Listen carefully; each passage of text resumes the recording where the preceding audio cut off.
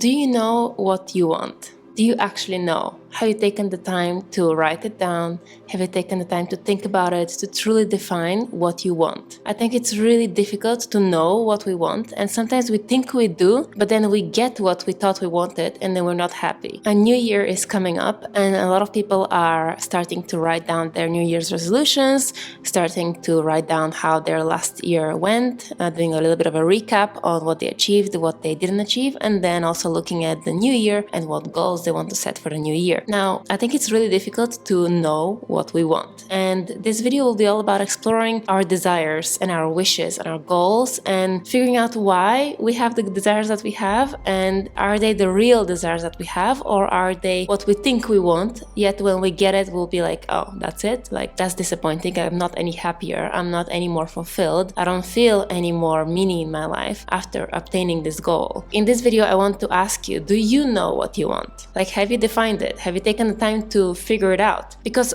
I feel like life passes us by, the years roll by, and then you wake up and you're like, hold on a minute, is this the life I wanted? Is this what I have been working towards this whole time? Is this it? Am I happy? Am I supposed to be happy? Am I expected to be happy? Should I be happy? Like, all these questions, and I think they're very tied to goals and goal setting and having a clear vision for your future, because you think that the goal that you've set for yourself will make you happy, or at least I believe we all set goals because we want to be better and not worse off. But oftentimes after you get that goal, you're like, oh, I don't feel any different, right? Equally, have you taken the time to define the goals that will stretch you, that will in fact maybe help you to feel more expansive, more fulfilled, more happy, more in line with what you want to do and the life you want to have? I feel like I have in the past fallen in the trap of tending to set goals that are not ambitious enough, that are quite achievable, and I think that's like a mechanism to help me to not feel disappointed if I don't achieve it, and to also avoid feeling like a failure if I was to not achieve it. Because when you set a goal that is easy to achieve, then you're pretty guaranteed that you will achieve it, and then you'll feel good about yourself.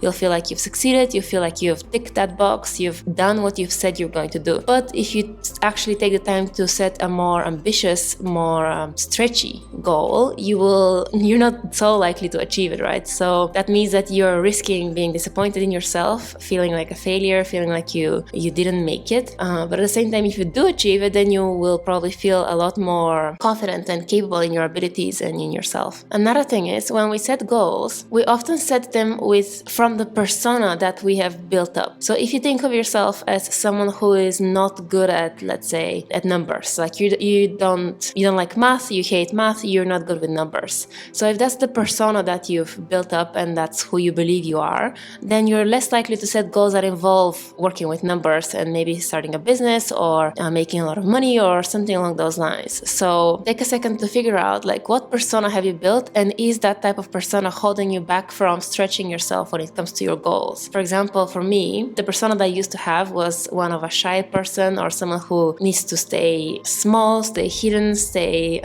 under the radar, not get too much attention, not be the center of attention, not stand out too much, not be too expansive or too bright, not shine too bright, because that was not adaptable for me growing up. Because in school, like, there were other people who tended to bully me for standing out too much, let's say, or being too different, dressing differently, let's say, or all these things. So as a young kid, I learned that actually standing out is not optimal for me, and it's safer to like blend in and not stand out too much and keep quiet and stay small. So that then translated into the rest of my life, where I always tended to keep myself small, basically. And I think that type of conditioning prevents you from stepping into your power unless you work through it and then you integrate it and you move past it, right? So I think that also ties into goals, because the goals you tend to set are also ones that match your conditioning and match what your ego considers as safe. So in my case, that was, make sure that the goals you set are not too expensive or too big, because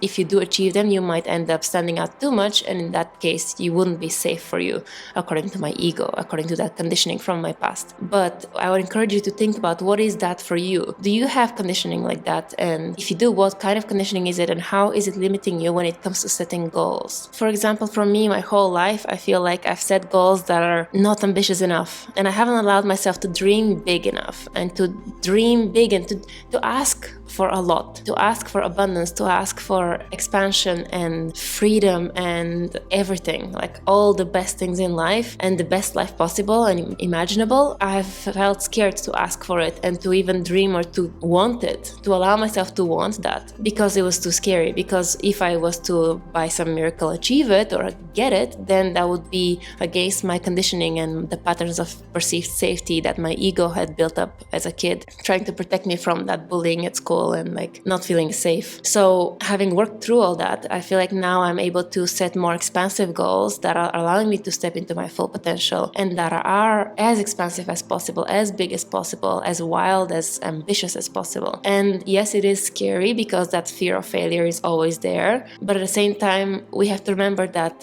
memento mori, right? Like the Stoics say, you will die. Everybody dies. And there is so much impermanence. Like when you think about it, nothing is permanent. Everything is impermanent. So no matter what you do, it will not last. And even if you succeed, even if you achieve amazing, great, huge, massive things in life, you will die. You will be forgotten in a few generations, and your achievements will also be forgotten, or they will disintegrate into nothingness. And the money you make will also die with you. Well, not die, but yes, maybe it will be passed on to the following generations, but in a few generations' time, things will change. It will be lost maybe, or transmuted in something else, or it doesn't matter, but it's not yours because you're dead. So in a sense, nothing really matters, only doing everything matters. What I mean is, you can't let yourself hold yourself back from dreaming big or trying to achieve things only because it's not permanent and you will die. Yes, of course it's not permanent and you will die, but that doesn't mean you shouldn't aim high and you shouldn't try to live your best life and do your best while you're alive, because that's the whole point of life, I think, to express yourself fully, to live life to the fullest. And I think through all these journeys, let's say through your journey of life and through striving for more and trying to achieve more, you're able to learn and you're able to grow as a person, and you can use it as a spiritual teaching and as a way to live your spiritual path and hopefully, reach enlightenment, let's say. I know people might cringe at that, but I don't care. I think that all goals we strive for and all ambitions we have and all the things we want to do in life are in service of the bigger, ultimate, one and only goal that every human being has and should have. Maybe they haven't realized it yet, but I think everybody's purpose is one and the same, and that is to realize the self. So to realize your highest self, your true self, to realize that you are one with everything and everyone else, and that everything is oneness, and you are that one, and you are that higher being. And realizing that can come from the challenges that we experience as we meet our goals and as we pursue our goals and our ambitions, and we try to do things in the world. So going forward in 2023, I want to set bigger, more expansive goals that are also allowing me to step into my higher potential, and that are not keeping me safe necessarily, and that are not slaves, let's say. I don't want my goals to be slaves to my past conditioning, which has kept me, stuck, or maybe kept me in my comfort zone for a long time. And it takes courage and it takes self-awareness to first of all identify what your past conditioning and past patterns are, so that you can then work to overcome them, work to become conscious of them so that they no longer control you, so that they're not unconsciously controlling your life. And then from there, you're able to step ahead of them, like above them, rise above them, let's say, and create the life that you actually want to create versus the unconscious life that you've been creating as a result of trying to protect yourself or stay safe or avoid perceived dangers that your ego is trying to protect you from. Let me know in the comments what kind of conditioning you believe you have, and whether your past conditioning is keeping you stuck or keeping you from setting expansive, huge, massive, scary goals, and whether it's preventing you from dreaming big and allowing yourself to visualize a life that is almost scary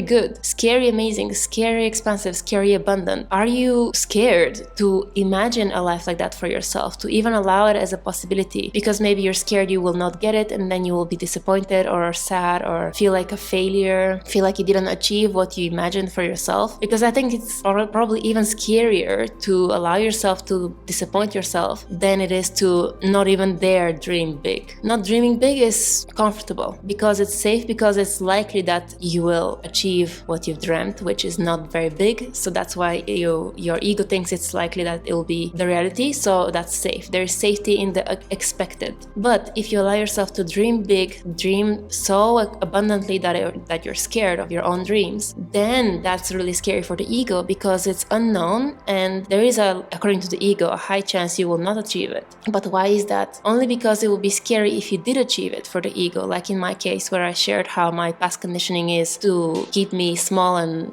not very bright, not shine too bright, not stand out too much, not be too amazing. Because if I am too amazing or too different or too wow, then that makes me subject to bullying and it makes me a target for others. So because of that past conditioning, I have tried to keep myself small and unconsciously, but still that is the result, that is the reality I faced. So I've tried to keep myself small just to protect myself from criticism or bullying or being singled out and punished for shining too bright. So because of that, I have not allowed myself to dream big enough and to dare big and to want a lot. And I haven't even allowed myself to want. So ask yourself, are you allowing yourself to want, to desire, to dream, to imagine an amazing life for yourself? And if you haven't allowed yourself to do that until now, make next year be the year where you actually do that. Take a moment, take an afternoon and define what is the best, most abundant, most expansive life you can imagine for yourself, and then allow yourself to integrate it, to feel like it is a possibility for you, to feel like you might actually, yes, have that life. Equally, don't attach yourself and your happiness to having that life. Just wish for it and let it be. Don't try to control it. Don't try to obsess over it or engineer it in some way. Just let it go, let it be, and focus on being in the present moment and being happy with who you are right now. And expansiveness will come into your life naturally without you trying to control it. I hope you have an amazing rest of your day. Thank you for watching and listening, and I'll see you in the next video. Thank you. Bye-bye.